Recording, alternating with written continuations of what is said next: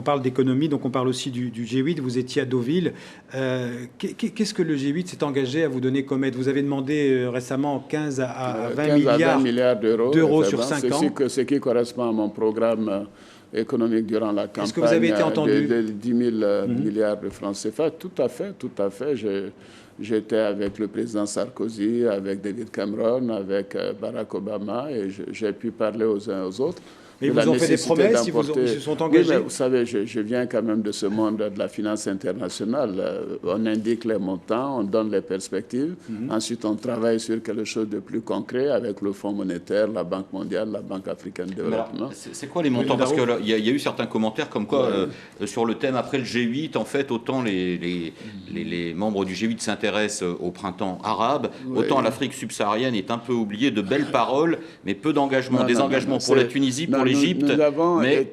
Nous avons été invités principalement parce que les élections dans ces trois pays, la Guinée, le Niger, la Côte d'Ivoire, ont été des élections démocratiques. Je pense que le premier objectif, c'est de montrer au continent africain et au monde que la démocratie avance en Afrique.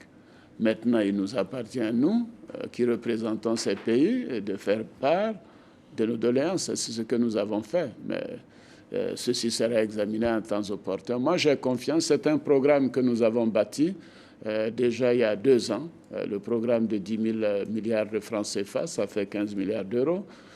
Nous savons dans quel secteur ça doit être investi, dans quelle région. Et nous avons de la documentation et nous travaillerons avec la Banque mondiale, le Fonds monétaire, les institutions internationales pour que le financement soit assuré. Et c'est possible de le faire. On a pris du retard. J'ai perdu 10% de mon mandat, 6 mois en raison de cette crise post-électorale. Mais nous allons rattraper tout cela très vite.